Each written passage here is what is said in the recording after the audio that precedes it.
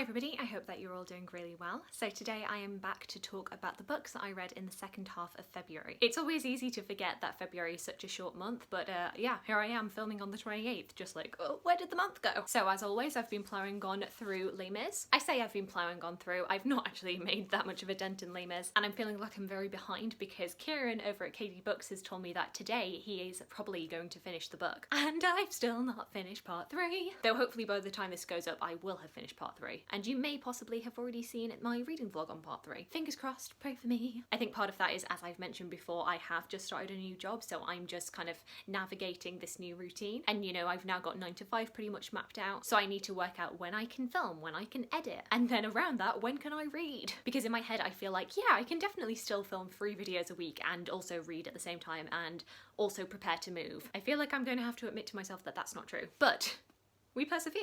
But the fact that I'm being slow with this book does not mean at all that I'm not enjoying it. I'm really enjoying rereading this. And I'm just hoping that everybody else is enjoying it as much as I am. Next up, the second half of February also coincided with Wilsathon, which was a little event that was hosted by me and a bunch of other lovely booktubers, in which we promised to read as many Jacqueline Wilson books as we could. Now, I'm not gonna lie to you, I did not read that many Jacqueline Wilson books in that week. However, one that was on my TBR and that I did manage to get to was Love, Frankie, which is Jacqueline Wilson's newest book. This tells the story of 14-year-old Frankie, who is having a rather difficult time, especially with her family. Her dad has recently left her mother for another woman, so the family are trying to navigate these new circumstances. At the same time, we know that Frankie's mother is also struggling with symptoms of MS and is trying to manage and conceal her symptoms from other people. Frankie has quite a difficult time at school because she's definitely the odd one out. She doesn't have many friends, and she is often targeted by a group of popular girls. However, she does have some ports of call for comfort, including a creative writing library group that she likes to go to, and her best friend Sam, who goes to an all-boys school. When Frankie and Sam go Christmas shopping one day, Frankie ends up bumping into this group of popular girls who bully her. However, when they notice that Frankie is there with Sam and assume that he must be her boyfriend, Frankie and Sam kind of keep up this pretense, which piques the interest of the ringleader Sally. Sally is now newly interested in Frankie and wants to be her friend. And the more time that Frankie spends with Sally, the more she starts to realise that she's got feelings for Sally. Feelings that she's never had for any other person. So here we have a story in which Frankie starts to realise for the first time that she might actually be gay, and the consequences of this realisation and the different reactions from people in her life. As far as I know, this is the first of Jacqueline Wilson's books where the main protagonist is LGBTQ+,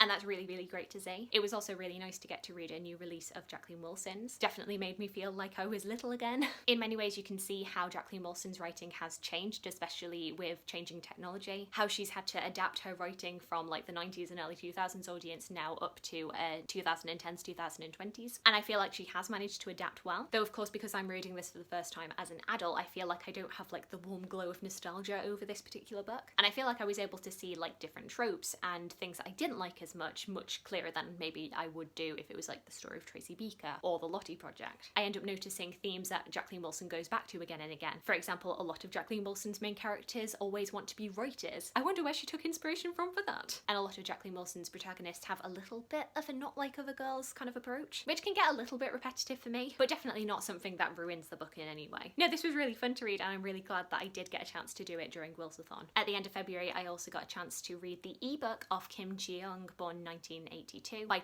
nam-joo, translated by Jamie Chang. In this book, we are basically tracking the first 33 years of the title character, and especially the ways in which sexism, particularly sexism in Korea, really impacts on her life. Speaking of the ways in which sexism is really normalised in both her and our societies, and how this goes from birth right the way through to motherhood. Starting off with Kim Ji-young's birth, in which it's noted that she was not the favoured son, that she was seen as a disappointment to both her father and grandmother for being a girl, especially for being a second girl. The ways in which their third child, who was a son, was favoured much more than the 2 daughters. The ways in which at school there were different rules for boys and girls, how even though the girls tended to perform better in classrooms, that boys were often given positions of authority. The ways in which girls would be objectified early on in life and sexualised. The ways in which girls are told to put off their real aspirations for a future of being a wife and a mother, which you are told that you should want, rather than thinking about your actual aspirations. How when she and other women would try to get jobs out of university, the companies would only want to hire men, despite the fact that the women had just as good qualifications, if not better. A line that really stuck in my head from this particular section was spoken by a man to one of Kim Ji-young's friends, who, when she asks why she was not offered an interview for a job, even though she had the best qualifications of anybody else there,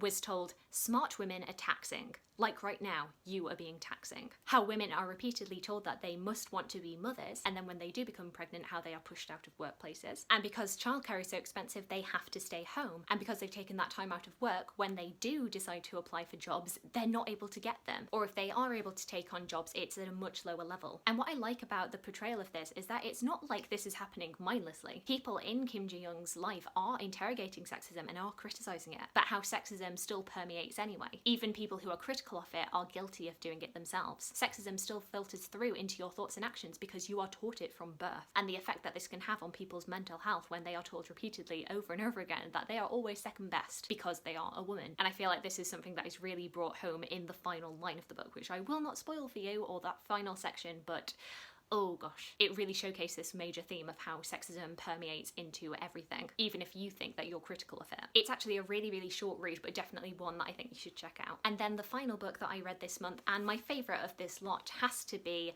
Love After Love by Ingrid Pisso. This is set in Trinidad and Tobago and tells the story of three people who become a found family. We have Betty Ramdin and her son Solo, and their lodger Mr. Cheaton, who takes up residence at the Ramdin house after Betty's husband dies. This is a very slow-paced, character-focused story where we're getting to see the lives of these three characters as they converge, how they really do build a kinship and this found family together completely unexpectedly, but also how this little found family starts to diverge after one night where a couple of big secrets are uncovered, and how the love between these three people is really tested. And it's so good! This is just such a beautiful story. Like I say, it has that slow character-focused narrative that we know that I love. It's also incredibly atmospheric and has some of the best descriptions of food that I have ever heard. I might be a fussy eater, but I want to eat all of the food that is on offer in this book. I actually don't think I've ever read a book that is set in Trinidad, and I really loved learning more about this island and getting to go to the different places that the different characters would visit. But the book also doesn't shy away from some less nice aspects, particularly the treatment of people who are deemed other, especially the LGBTQ plus members of society. I really highly recommend this book. I think it's so poignant, so moving. However,